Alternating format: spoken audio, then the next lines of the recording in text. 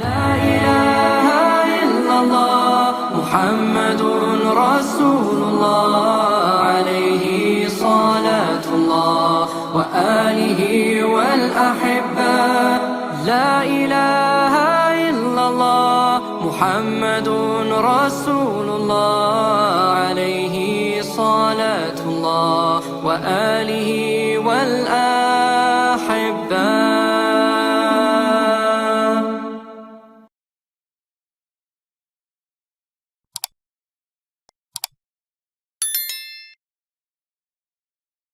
Buat Allah membolak-balikan hati itu lebih gampang dari kita ngebolak-balikin tangan kita. Gampang banget nih. Jadi nggak ada yang di mata Allah atau dalam persepsi Allah ada hati yang kayaknya nih susah banget nih dibolak-balik. Jadi kamu mending nggak usah ke situ lagi deh. Saya juga kewalahan ngebolak-balik hati dia. Enggak, mudah. Terus kenapa ada yang dibiarkan, ada yang dibalikan hatinya? Karena ada yang pantas, ada yang tidak pantas. Jika kita sudah punya kepantasan, Allah akan balikan hati kita kepada kebaikan. Allahumma habbib ilainal iman wa zayyinhu fi qulubina wa karrih ilainal kufra wal fusuqa wal isyan waj'alna minar rasyidin. Hafal doa itu? Nanti cari di YouTube lah ya. Ya Allah, jadikan kami cinta kepada amal soleh dan jadikan rasa cinta itu indah di dalam hati kami. Jadikan kami benci kepada dosa dan jadikan kami termasuk orang-orang yang mendapat petunjuk. Allah bolak-balikan. Gitu juga dengan hati calon mertua. Gimana pun dia ngeblok, nggak boleh masuk lah, gerbangnya digembok segala macam. Cuma gerbang. Mau 1000 lapis gerbang, kalau hatinya dibalikin, hilang semuanya tuh. Gampang banget kan? Buktinya malam ini nih. Allah membolak-balikan hati kita yang tadinya punya macam-macam rencana pada malam minggu, akhirnya Allah balikan hatinya, udah ke Masjid Agung aja deh. Bukan karena saya, bukan karena pemuda hijrah, bukan karena teman-teman panitia, tapi karena Allah mengikat hati kita, mengarahkan hati kita untuk bisa datang ke masjid. Sehingga ribuan anak muda tiba-tiba memakmurkan dan meramaikan majelis ilmu. Kalau di ribuan orang aja bisa Allah bolak-balikan hatinya, apalagi cuma satu orang. Ya, ada berapa ribu sekarang? 15.000? Lebih nih Masjid Agung ini daya tampungnya berapa? 10.000 ya? Sampai keluar. Berarti sekitar 20.000. Ini benar-benar sesuai dengan yang dulu banget saya harapin 2 tahun yang lalu bisa ngalahin Tomorrowland. Minimal DWP lah ya.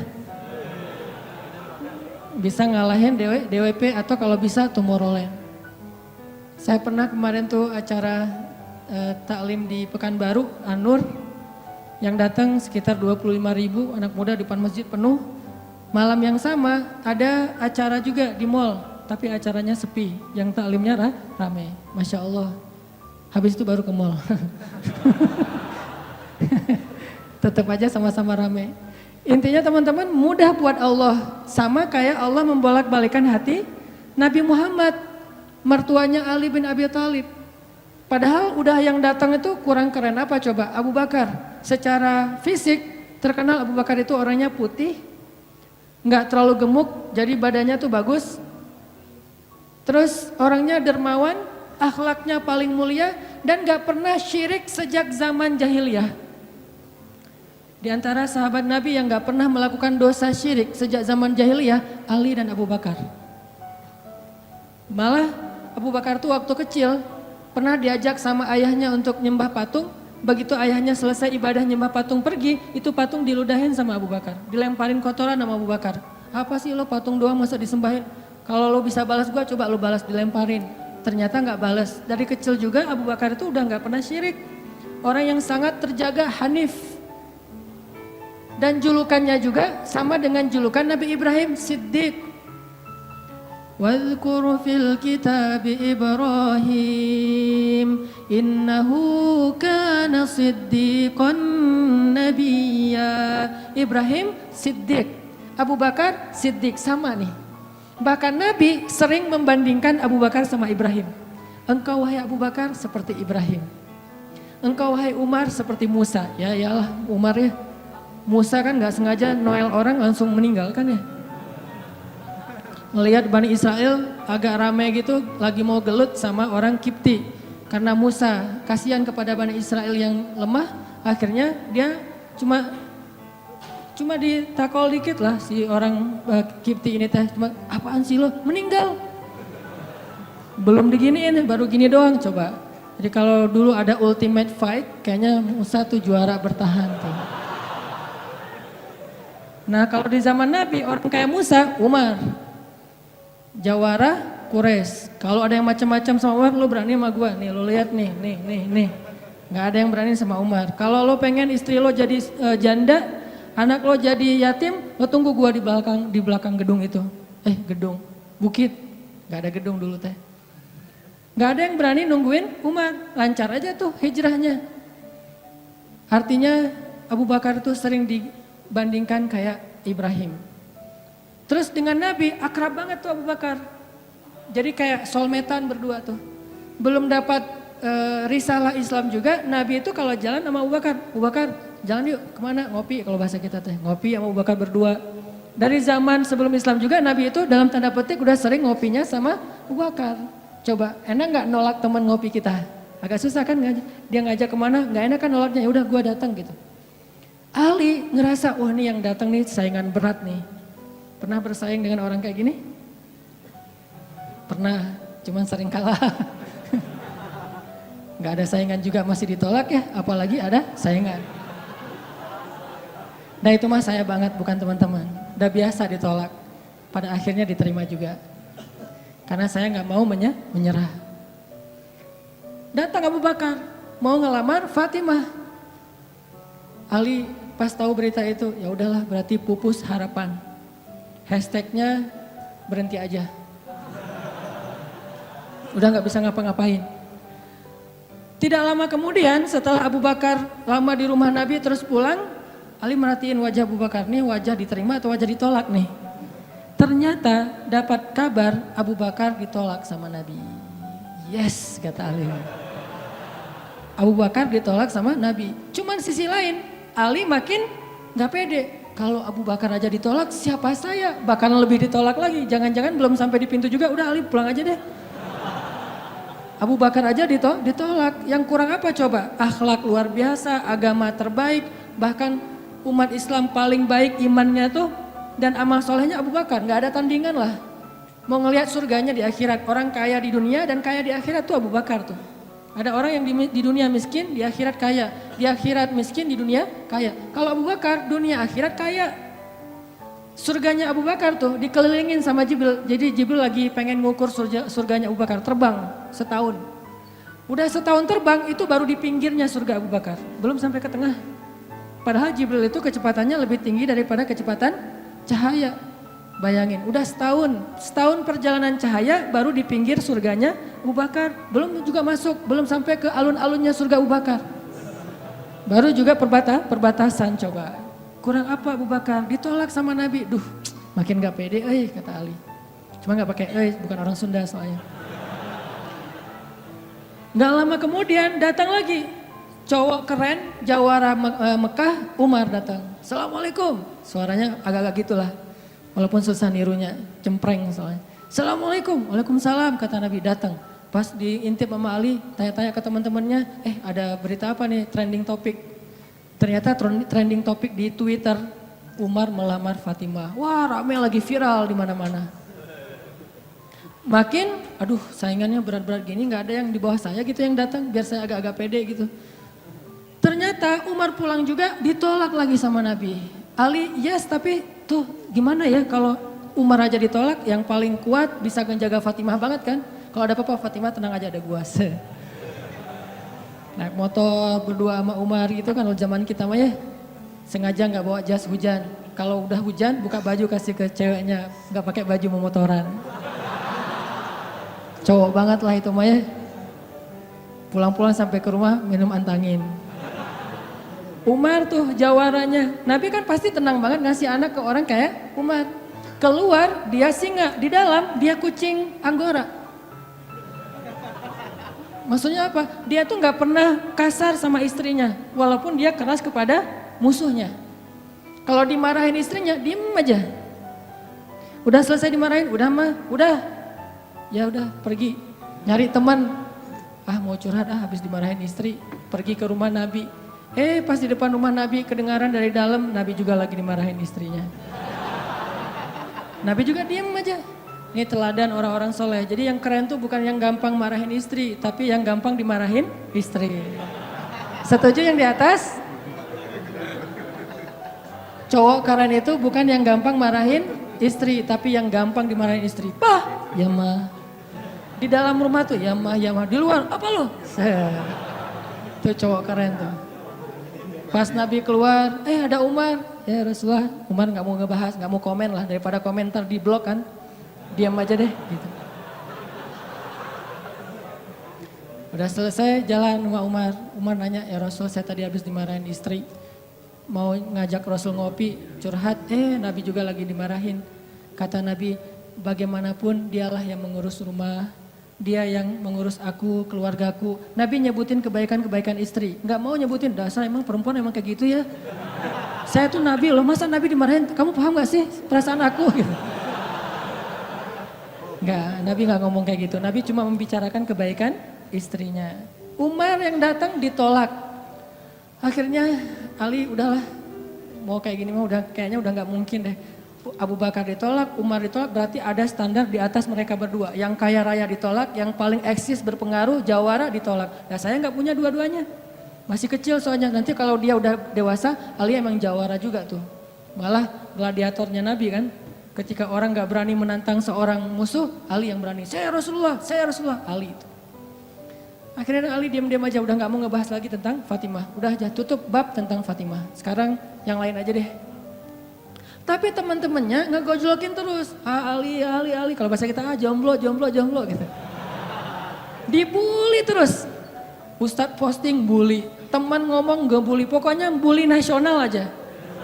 Karena dibully-bully terus, akhirnya Ali memberanikan diri. Ya udah datang deh bertamu. Pokoknya malam ini diterima, ditolak, walaupun kemungkinan besar ditolak, saya harus datang dulu nih sama Nabi. Beraniin diri, gak usah majang mikir, datang. Assalamualaikum, waalaikumsalam. Ali masuk. Nabi kan senang banget sama Ali ya, kesayangan Nabi banget lah pokoknya Ali tuh. Duduk, ada apa Ali? Enggak, cuma pengen silaturahim. Gak ngomong apa-apa coba. Cuma pengen silaturahim. Nabi sehat, mau diambil air hangat, pokoknya gitu-gitu aja. Ali ada apa? Enggak ada apa-apa ya Rasulullah, cuma kangen aja pengen duduk sama Nabi. Kayak gitu aja terus. Lama-lama Nabi kan paham dan Allah yang kasih wahyu. Ali, kamu gimana sama Fatimah? Langsung Fatimah. Kebayang gak sih perasaan kita tuh sama orang yang kita kayak udah ngeklik banget, udah habis-habisan, pokoknya kalau gak dia saya mending gak usah nikah deh, gitu ya. Kalau gak dia mending saya jomblo aja seumur hidup. Kalau gak dia mending saya bunuh diri aja. Udah gitu bunuh dirinya gak mati lagi kesangkut di tiang listrik. Ali itu udah, hatinya tuh udah kena banget sama Fatimah dan itu karena Allah yang mengikat hati mereka berdua. Pas Nabi bilang gitu, Ali langsung curhat. Ya Rasul, ya saya pengen, tapi saya nggak punya apa-apa. Kata Rasul, kamu punya apa? Saya di rumah tuh cuma punya 3 barang, 1 pedang, 1 onta, 1 baju besi.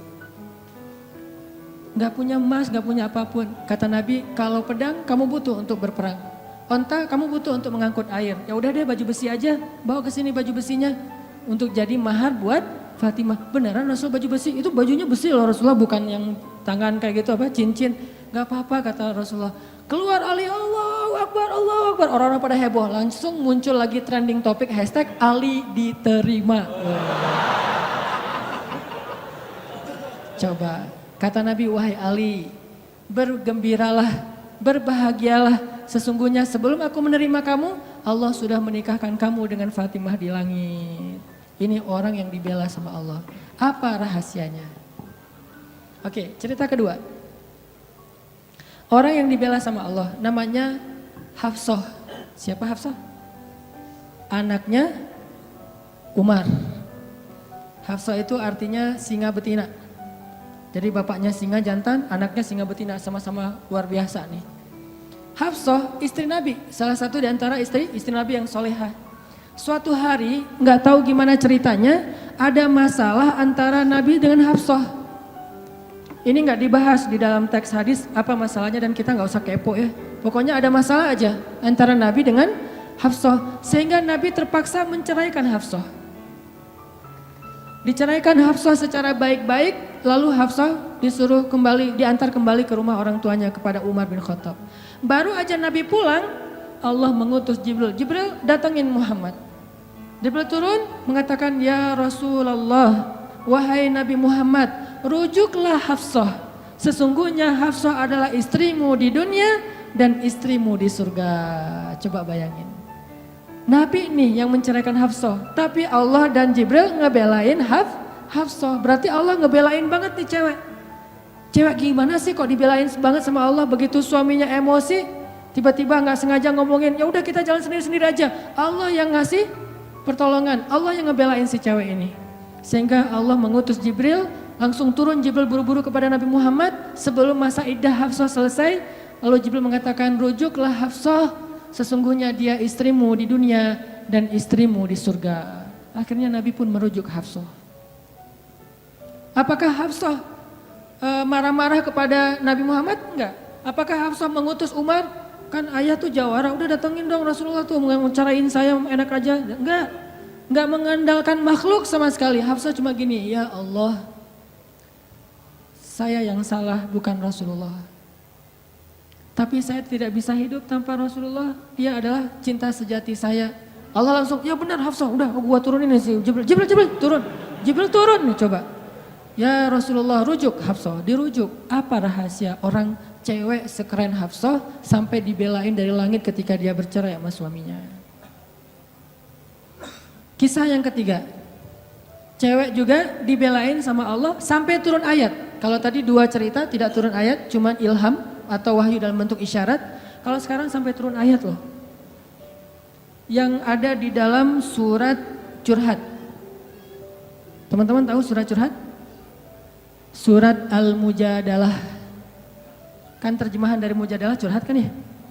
Jadi kalau kita pengen lihat curhat itu juga ada di dalam Al-Quran. Bahkan jadi nama surat Curhat. Al-Mujadalah atau Al-Mujadilah. Siapa yang dikisahkan di dalam surat itu? Coba teman-teman buka surat Al-Mujadalah, surat 58 ayat 1.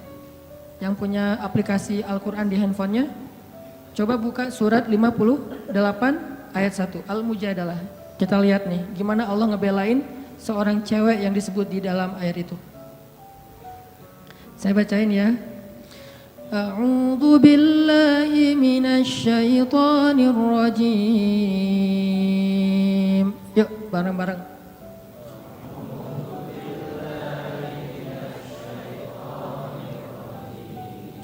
Bismillahirrahmanirrahim.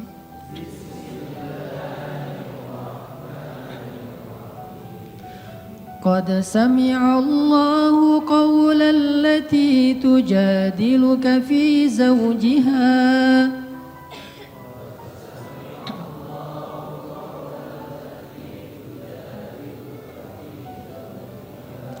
وتشتكي إلى الله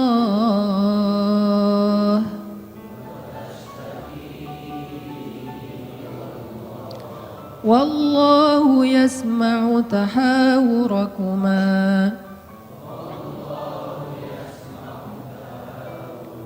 إن الله سميع بصير.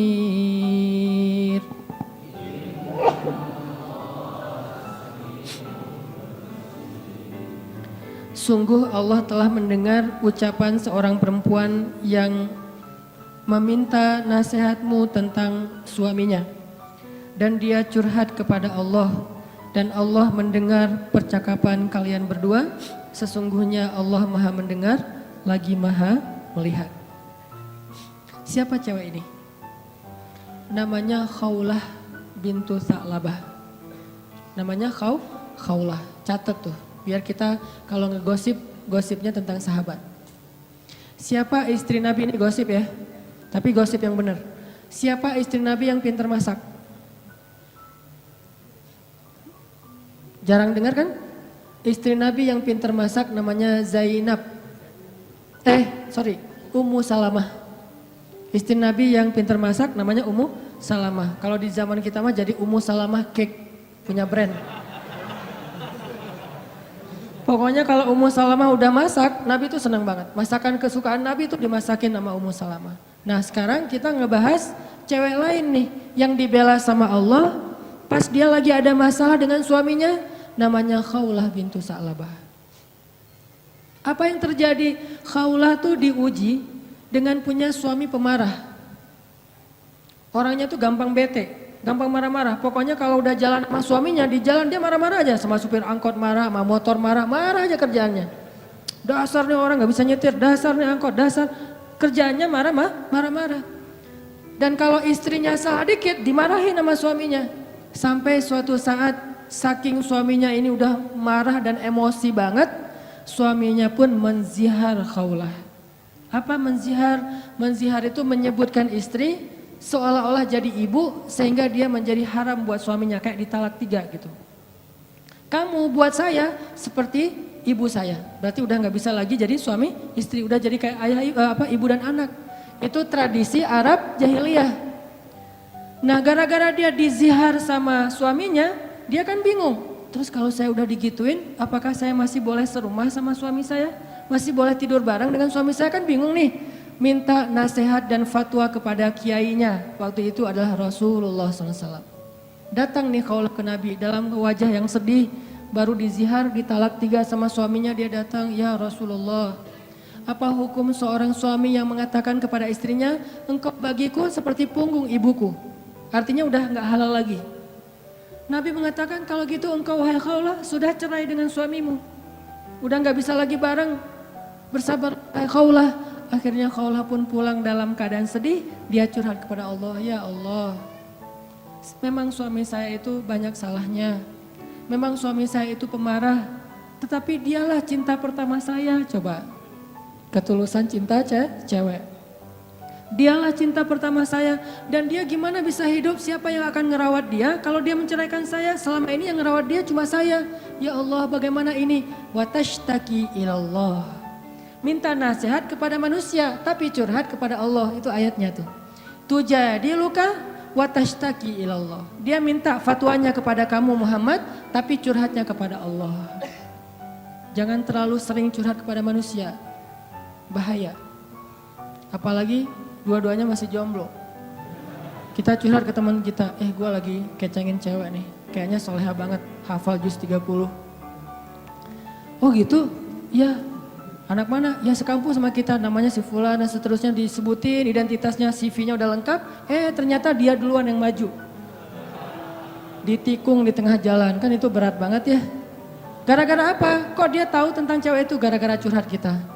Allah tidak pernah menikung hambanya. Hamba sesama hamba saling menikung.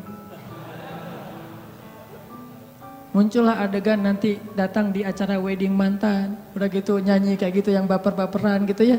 Nangis berjamaah.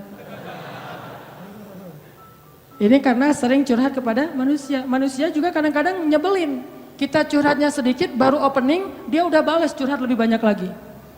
Gua habis diputusin, caranya nggak enak lagi tuh. Gimana nggak enak? Dia cuma ngomong gini, kita jadi adik kakak aja ya.